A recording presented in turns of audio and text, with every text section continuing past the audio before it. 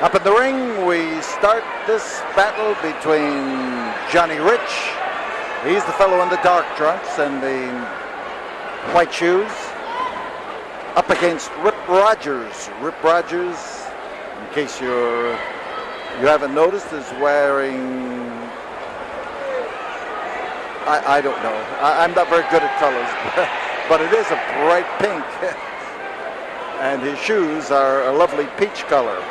But Rip Rogers up against Johnny Rich. Johnny Rich, who makes his home much of the time in Atlanta and one of the fine stars. He's a cousin of Tommy Wildfire Rich.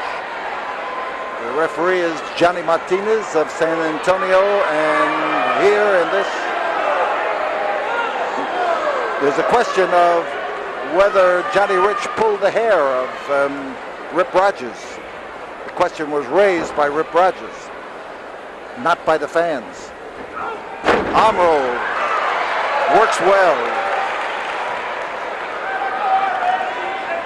Johnny Rich is the kind of a wrestler who believes in fundamentals, who gets in there and really snaps on the small holes that most fans don't notice. They make his big holes a lot easier. That's Rogers taking that side headlock, and the counter is beautiful because Johnny Rich has those long legs that can snake up in the air and whiz around and capture the head of his opponent. Johnny Martinez, watching, the hold had developed into a chokehold. That was the problem. Johnny Martinez broke it. Now, whether a hold is put on illegally, intentionally or not, has no bearing on whether you can keep it or whether it's legal. But if it stops his breathing, that one is bound to be broken. Twisting arm lock as Johnny Rich now gets a double twist, and you can trace the muscles up the arm of Rip Rogers. Here tonight at the Sam Houston Coliseum, we have one camera that's working from a fixed pedestal, and the other is down on the floor of the Coliseum. That's the camera at which you are looking right now. Hammerlock is the hold for Rip Rogers. And Rogers tries to get that arm just a little further up behind the back. There's the twist and the escape.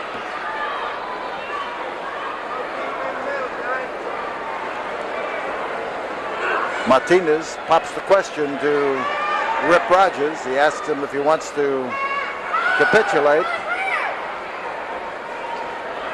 Johnny is smart enough to know that some extra pressure at the right moment is going to keep his head from being caught and keep him from being thrown over his opponent's shoulder. So Rogers, having had that left arm worked on a little bit in this battle, knows that it hurts clear up from the wrist to the elbow to the shoulder blade, and that won't ease it. Armbar for Johnny Rich.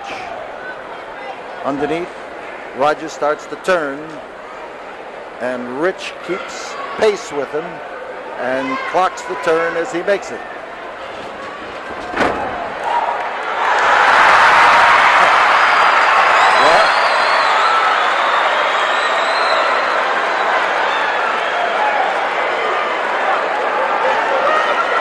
He didn't kick him that way. He just turned around and kicked him to the rear like a mule and caught him in the right spot.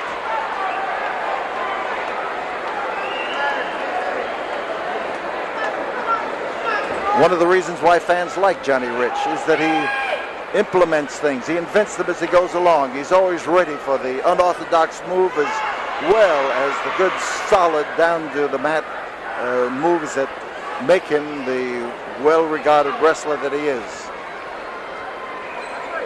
He got back into that side headlock because he liked it. He knew that it had worked well for him.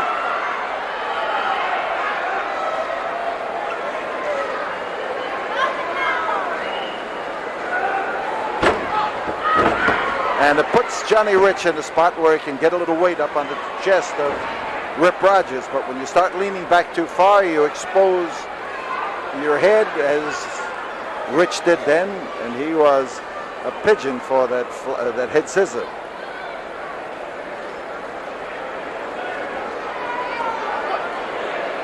So when your opponent hangs on the rope, what do? You watch him carefully. You never quite know what he's got in mind and just how he's going to make use of it. 5 minutes have gone by and Johnny's fans are urging him to move in there, and as he escapes from that side headlock, he didn't just get out of it, he came up with the Japanese arm lock, and it's a good one, and Rogers is going down. Rich clamps a little bit tighter on that hold, makes it a figure 4 arm lock. He's got good protection for the grip as he holds it solidly. You can see how those hands are interlocked right in there. And any move that Rogers makes is going to be followed by the artistry of Johnny Rich.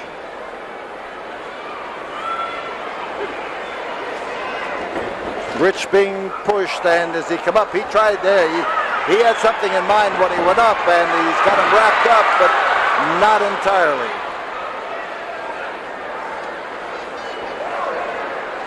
When Rogers pushed him into that rope, you could almost see the wheels turning in Johnny Rich. And as he came off, he had an option for two things. If Rogers didn't go down, he was able to go behind him, and that's exactly what happened. Right into the turnbuckle. He came up there driving through the air, and there was no body in front of the turnbuckle. He hit it and hit it hard. Rich in behind, and it's an atomic drop he's aiming to use, and his aim was good. He used it and used it well. Rip Rogers, the man down. Impatient, Johnny Rich.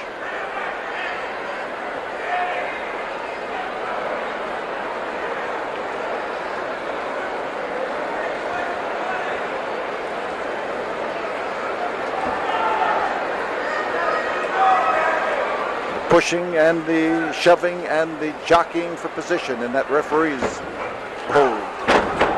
Shoulder butt and a good one. Oh, he caught him a solid boot that time. And Johnny Rich right now has stopped the best and most damaging blow of the night. So this could have an effect almost immediately on the outcome of this match. Johnny's a little bit dazed and he's backing away, but he doesn't seem to have anything in mind as he retreats. Best reason for retreating is to come up with something that's going to stop your opponent and stop him cold.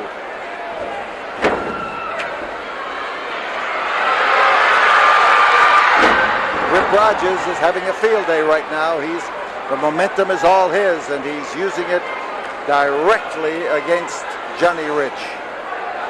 Using the rope now as a means of garroting, but it didn't quite work. This may work. Rich has his arms over there, which may nullify some of the effort to choke. And Rogers is pursuing him relentlessly, I might say. Quick switch. No, a double switch. They reversed each other on that, and there is the throw, and through the air goes Rip Rogers. There's no target, and he pounds into that mat. That's Rich opening up, and as he starts throwing those wallops,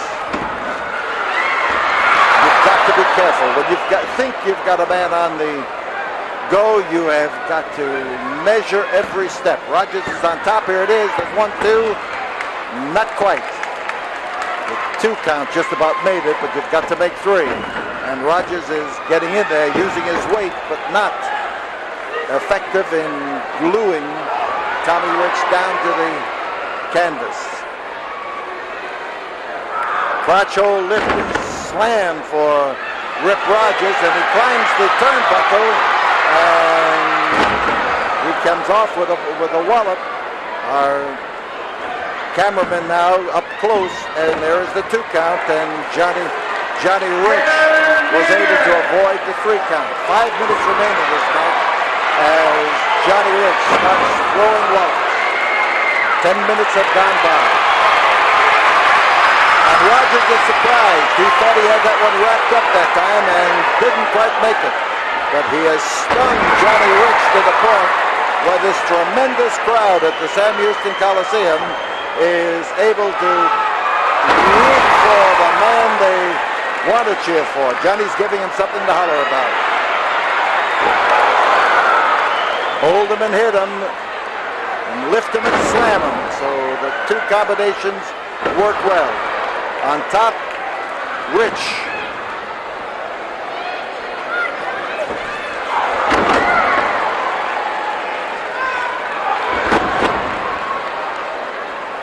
Flat on his back, Rip Rogers. And again, you've got to get him down there tight.